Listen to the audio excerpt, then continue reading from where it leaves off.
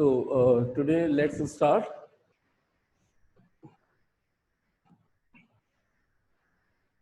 Heating effect of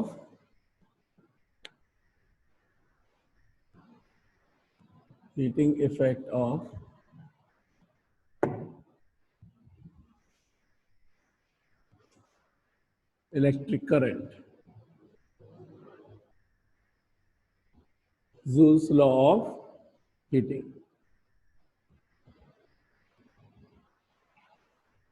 तो देखिए joule 1941 के अंदर उसने स्टडी करा और इस कंक्लूजन पे कुछ एक्सपेरिमेंट के बेस पर कुछ कंक्लूजन पे पहुंचा कि जब भी किसी कंडक्टर के थ्रू इलेक्ट्रिक करंट पास करवाई जाए for a certain time period, जिसका कुछ स्पेसिफिक रेजिस्टेंस, कुछ पर्टिकुलर रेजिस्टेंस हो, तो जो फ्लो होने वाली करंट है इसके कारण उस कंडक्टर के अंदर वो कंडक्टर हीटअप हो जाता है, उसके अंदर हीट जनरेट होना स्टार्ट हो जाती है। तो इलेक्ट्रिक करंट के फ्लो होने के कारण किसी कंडक्टर का हीटअप होना, इस इफेक्ट को बोला जाता है heating effect of electric current. और ये जो हीट है यानी एक एनर्जी ही किसी ना किसी फॉर्म से कन्वर्ट हुई है हीट के अंदर, ये जो हीट प्रोड्यूस हो रही है that depends on certain factors. So simple पहले से एक डायग्राम बना लेते हैं कि लेट सपोज ये कोई आर ओम का रेजिस्टेंस है, कोई कंडक्टर है, ठीक है, जिसका रेजिस्टेंस दे रखा है आपको आर ओ, और अगर इसके टर्मिनल्स के अक्रॉस ए और बी टर्मिनल्स मान लें, इसके ए एंड बी, इसके अक्रॉस कुछ potential difference V voltage apply कर दे, तो फ्लो होने वाली जो करंट है अगर इसको किसी पर्टिकुलर टी टाइम तक फ्लो करवाया जाए तो जो हीट प्रोड्यूस होती है वो सर्टेन फैक्टर्स पर डिपेंड करती है। और वो सर्टेन फैक्टर्स जो उसने ऑब्जर्व किए वो थे I square directly proportional to I square, directly proportional to R and directly proportional to T, ठीक है। If V is the potential difference applied across the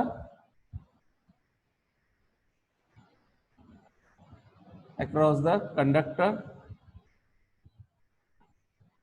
I is the total current flowing in the circuit,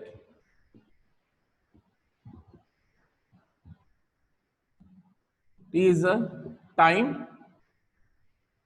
duration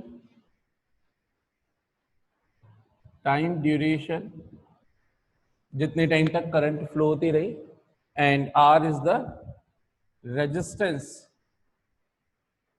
of the conductor,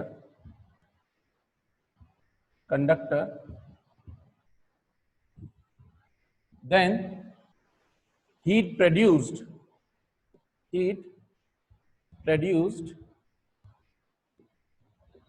in the conductor depends on following factors. H is directly proportional to square of the current, directly proportional to R, resistance of the conductor, and directly proportional to time till which the current was flowing. Okay? So इनको combine करें, so we will get H is directly proportional to I square RT.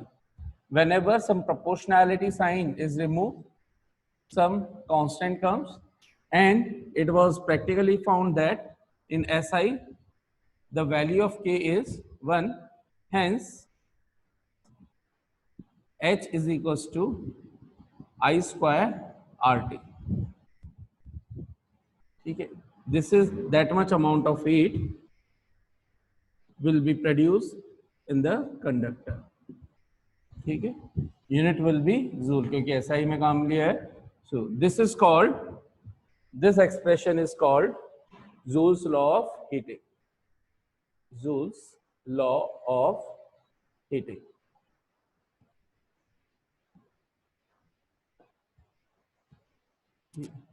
तो जल्दी से देख लेते हैं कि इसका, ये मैंने बिल्कुल डायरेक्ट बता दिया, ये इसलिए भी डायरेक्ट बताया है मैंने क्योंकि ये आप 10th ग्रेड में भी पढ़ करके एक बार आ चुके हैं, तो इसलिए ये मैंने बहुत डायरेक्टली बता दिया। फिर भी लेट्स डिस्कस अबाउट कि ऐसा क्यों होता है, क्या रीजन है इसका। 1 सेकेंड।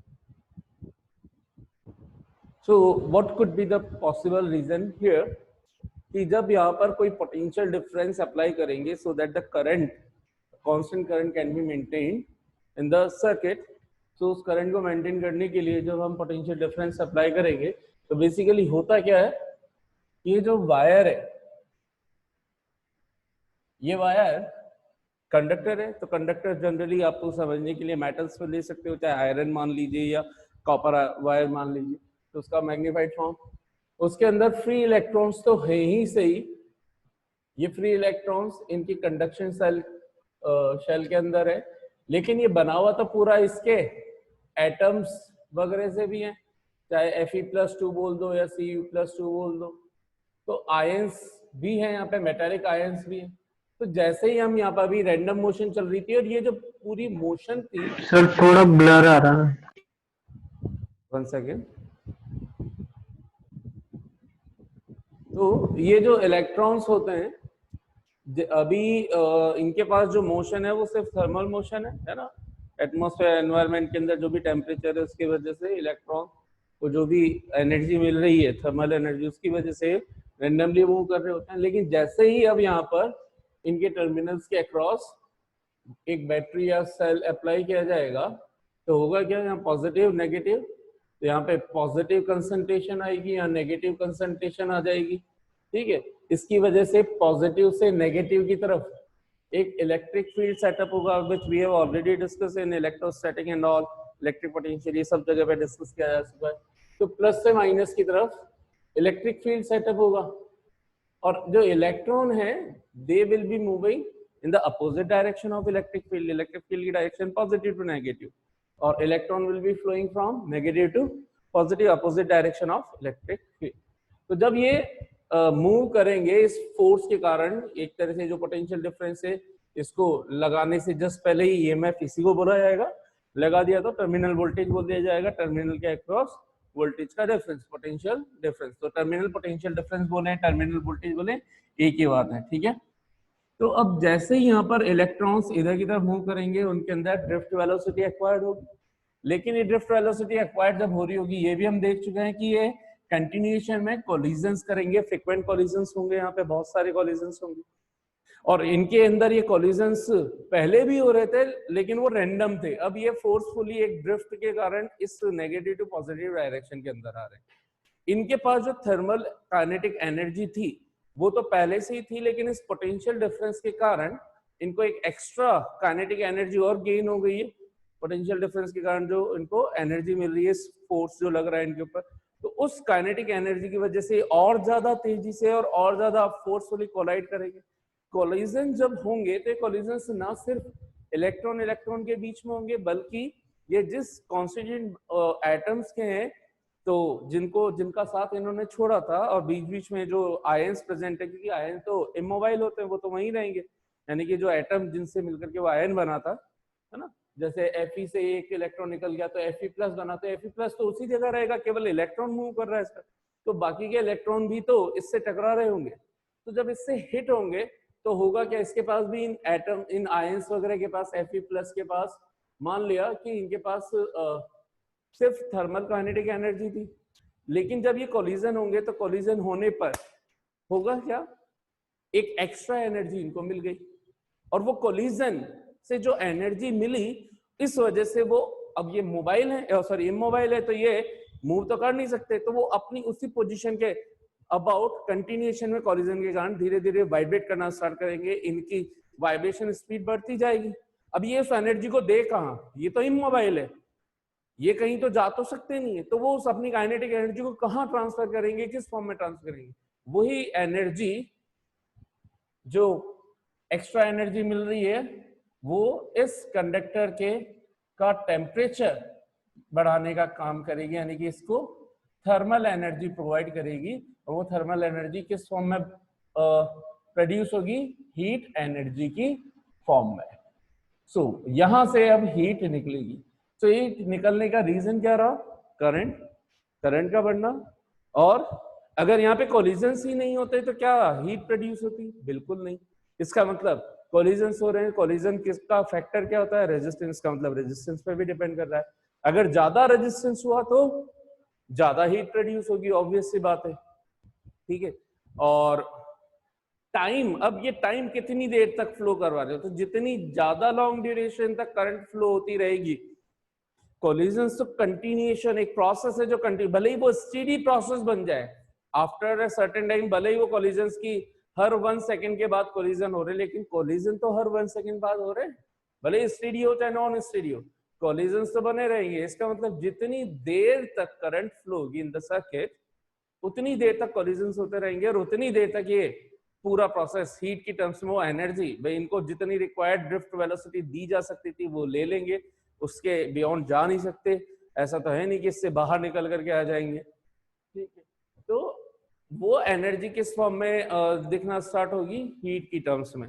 तो कंडक्टर क्या होता जाएगा, हीटअप होता जाएगा, हीटअप होता जाएगा, हीटअप होता जाएगा, ठीक है। अगर बहुत ज्यादा हीट प्रोड्यूस हुई so it will become red hot, ठीक है। तो बहुत ही ज्यादा जब ये रेड हॉट हो जाएगा तो उस टाइम वो ग्लो करना लगेगा, और इसी का बेसिस लेकर के फिर हम अप्लायंस बना देते हैं जिनको हीटिंग डिवाइसेस बोलते हैं। अब वो चाहे हमारा वाटर गीजर हो, माइक्रोवेव ओवन हो, या फिर टोस्टर हो, और या फिर एयर ब्लोअर हो, या फिर रूम हीटर हो, yes these are all these are the heating devices which will work basically on this principle कि हाँ भाई किसी भी तरीके से इसको क्या कर दो, हीट दिलवा दो। तो ये वैसे इन जनरल हीट हमारे लिए डिसिपेट हो रही थी, इसका मतलब इन जनरल कंडक्टर्स के अंदर हीट का डिसिपेट होना is the loss of energy, तो जनरल टर्म्स में रिक्वायर नहीं है, लेकिन जहां काम ही हीट को लेने का है वहां पे तो अच्छी बात है। सर्दी आ रही है तो सर्दी आ रही है तो साहब हीटिंग इफेक्ट अच्छी बात है। तो ये जो उसने अपना एक्सपेरिमेंट किया और उस बेस पर उसको उसने कंक्लूजन दिया कि भाई जितनी करंट हो रही है उसके स्क्वायर टाइम्स आर और टी, इन तीनों के मल्टीप्लिकेशन के times total heat will be produced.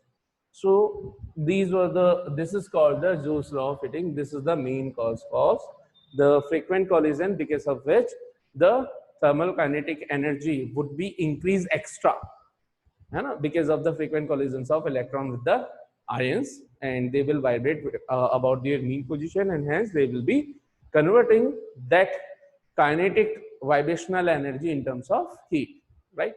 They will heat up. अगर जो डिवाइस या जो वायर या जो कंडक्टर आपने ले रखा है, if the melting point is very low then it will become it will melt.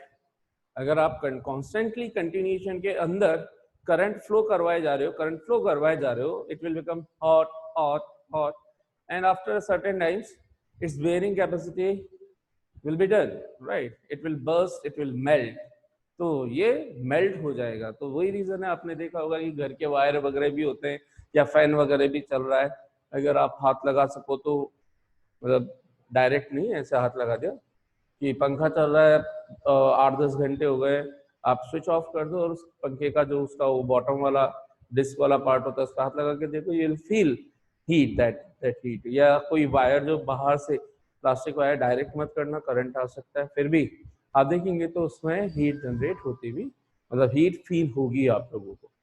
सो ये तब मेल्ट भी हो सकता है, तो इसका भी कुछ ना कुछ एप्लीकेशन हो सकती है।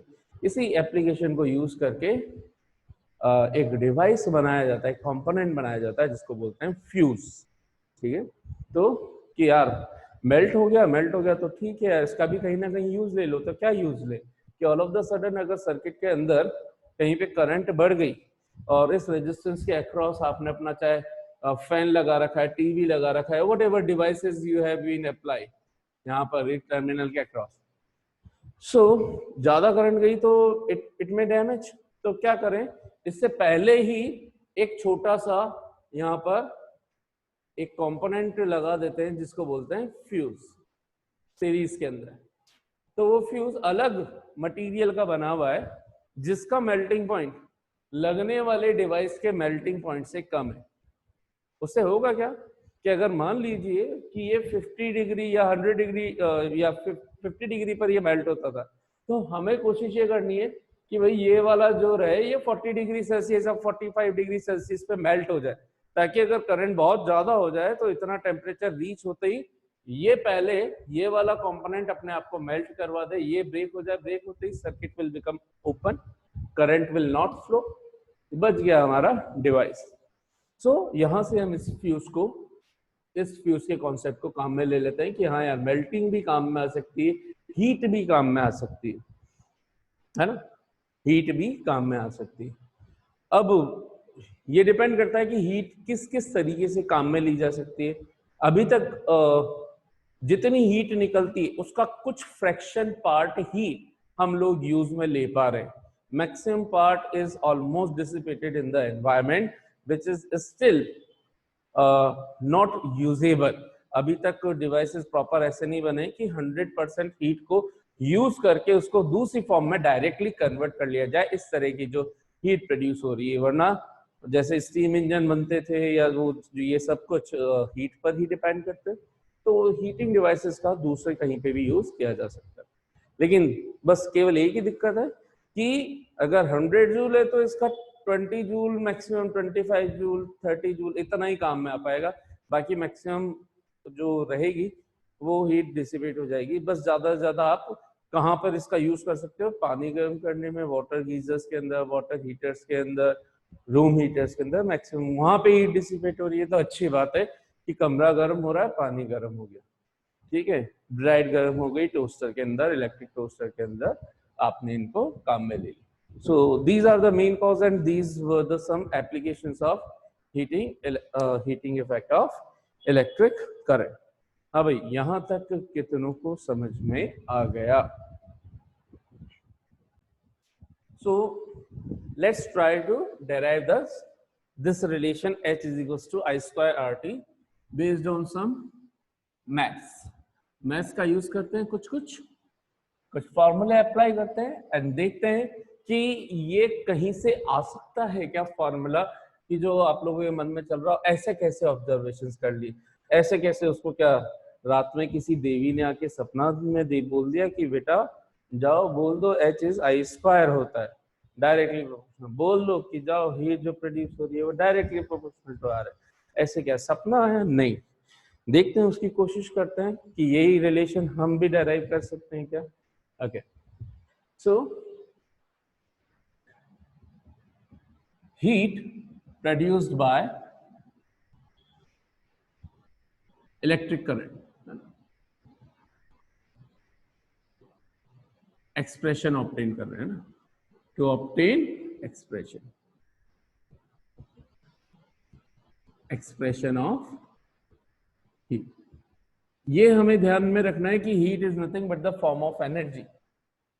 और जब भी एनर्जी का कोई कॉन्सेप्ट आए माइंड में, एक और चीज आपके हमेशा स्ट्राइक करती रहनी चाहिए पूरी फिजिक्स के दौरान, और वो है साहब कि कहीं पे भी एनर्जी को काम में लेना है तो सबसे पहले कोशिश करें कि वर्क डन पे आप बात करें, और वो work done he required form of energy में कन्वर्ट करवा दो। वर्क डन कर रहे हो, काइनेटिक एनर्जी चाहिए तो वर्क डन को कन्वर्ट करा दो कि हाँ भाई ये हमारा वर्क डन है, ये कन्वर्ट हो गया काइनेटिक एनर्जी में। पोटेंशियल एनर्जी चाहिए, वर्क डन निकालो, बोल दो कि यही वर्क डन कन्वर्ट हो गया पोटेंशियल एनर्जी में। ठीक है, किसी भी तरह की अगर आपको एनर्जी में ट्रांसफॉर्मेशन चाहिए तो पहले कोशिश ये करते हैं कि we will find the work done. ठीक है, ओके। तो यहाँ पे भी वही कॉन्सेप्ट अप्लाई करते हैं। तो अप्लाई करें तो क्या अप्लाई करें, यहाँ पर डायग्राम देखें तो इसमें पोटेंशियल नजर आ रहा है, पोटेंशियल डिफरेंस नजर आ रहा है, नजर आ गया साहब। ओके, करंट नजर आ गई, रेजिस्टेंस नजर आ गया, और माइंड में एक चीज चल रही है वो है वर्क डन। वर्क डन का किसी से डायरेक्ट रिलेशन सोचा तो चैप्टर 2 पर गए वापस से, और वहां जाकर के पता चला, तो ये पता चला कि भाई देयर इज रिलेशन बिटवीन और potential difference and work done, and there is certain definition based on work done and potential।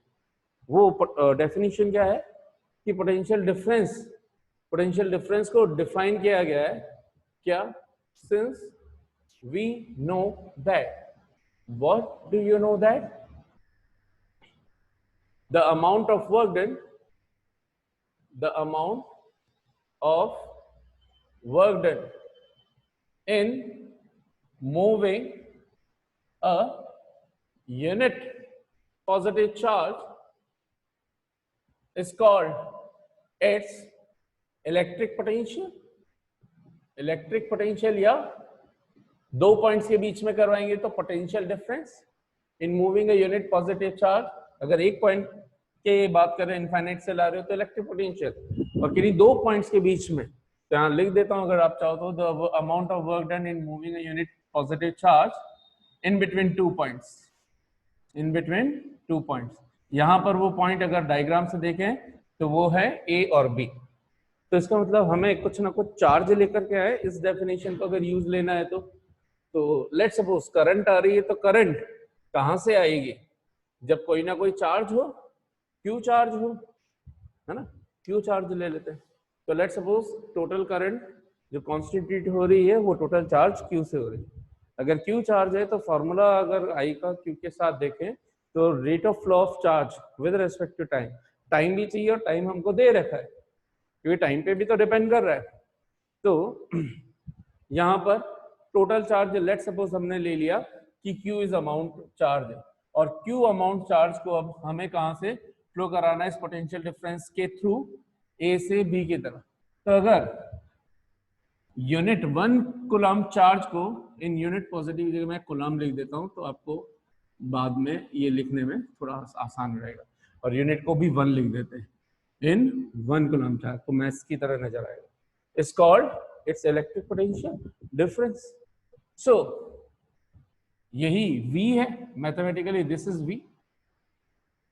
Therefore, the amount of work done in moving a Q coulomb charge,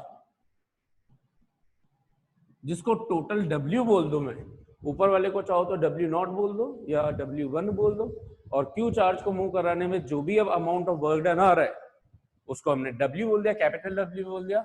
it should be is equal to what? Q into V। 1 का कह करके ज्यादा का पूछते तो क्या करते हैं? मल्टीप्लाई, यूनिटरी मेथड लगाए, है ना। 1 रुपए में 10 बनाना तो 5 रुपए में कितने बनाना? 50। सिंपल सी बात है, आते नहीं होंगे वो एक अलग बात है। So QV Q। So we got the relation W is equal to QV जो इक्वेशन नंबर यहीं से स्टार्ट कर रहे हैं तो इसको इक्वेशन नंबर 1 बोल देते हैं। Alright, now since Q is equals to I into T, Q is equals to I into T, so by 2 into 1 इसमें substitute कर, so we got the one of the relation I T into V। थोड़ा सा इसको जमा देते हैं थोड़ा तमीज से, VIT college, Vellore institute of technology, वो नहीं है। V potential difference, I electric current, T time. अच्छा, तो VIT यूनिट यूजुअली रहेगी साहब। So this is third format, the third equation sorry. तो this is one of the relation, this much amount of work done will be converting into it. लेकिन ये तो match ही नहीं कर रहा यार, इससे नहीं कर रहा। तो since V is equals to, अगर if R is the resistance of the conductor then V should be is equals to IR, put the value, get the relation, W is equals to I R I T, बोले तो W is equals to I square RT। अरे वाह, ये तो दिख गया साहब हमें। यस, फोर्थ ही बोल देते हैं, थर्ड का फर्स्ट, थर्ड का second format. So we got the relation W is equals to I square RT। Joule ने भी तो यही बोला है, तो इसका मतलब both should be same, both should be same का मतलब क्या है? This amount of work done will be converting into the heat produced in the conductor, है ना। So this work done will appear या would appear in terms of heat produced in a conductor, produced in a conductor। So hence we can write H is equals to the W is equals to I square RT. This is what Joules stated. This is the Joules law of heating expression, या simply Joules law of heating. ठीक है sir? हाँ भाई, कितनों को यहाँ तक समझ में आ गया? तो R is the resistance and all. ये जो भी कुछ आया है वो जूल में आया है, ठीक है? ये जो कुछ भी आया है वो जूल के अंदर आया है। अच्छा, आपको कुछ अगर प्रैक्टिकल यूनिट बोली जाए जूल की, तो लेबोरेटरी यूनिट कहलाती कैलोरी, है ना? तो ये आप चाहो तो एक्स्ट्रा के हिसाब से या नोट के हिसाब से, तो since for practical units of, या डायरेक्टली लिख देता है, हटाओ ना, इतनी क्यों नाटक करना, एक्स्ट्रा लिख पाई दिया। 1 जूल और कैलोरी के अंदर कुछ रिलेशन है क्या? Since 1 calorie is equal to 4.18 joule या ऑलमोस्ट 4.2 जूल। केमिस्ट्री में तो बहुत पढ़ते होंगे आप लोग ये। सो इसका मतलब इसको उल्टा घुमा के लिखूं तो ऐसे लिख सकता हूं, 4.2 जूल इज 1 कैलोरी, है ना? एग्जैक्ट डेटा 4.18 है, मैं 4.2 से कर रहा हूं। So 1 joule will be equal to 1/4.2 calorie. So अगर यही चीज मैं जूल की जगह कैलोरी में लिखना चाहूँ तो जूल को हटाऊंगा, किससे पूरे एक्सप्रेशन को मल्टीप्लाई कर दूं 1/4.2 से। So therefore H will be equals to I square RT upon 4.2. Now unit will be calorie. ठीक है, प्रैक्टिकल यूनिट्स, क्योंकि हम जब बर्निंग, किसी चीज की बर्निंग की बात करते हैं तो बहुत मैक्सिमम टाइम कैलोरी की, है ना? चाहे वो जिम जा करके आप अपनी बॉडी के फैट बर्न की बात करें या XYZ ब्रेड की बात करें, वो जो इनटेक है वो सब एनर्जी कैलोरी में ली जाती है, इसलिए one of the expression you should know. ठीक है साहब, यहाँ तक सब कुछ क्लियर?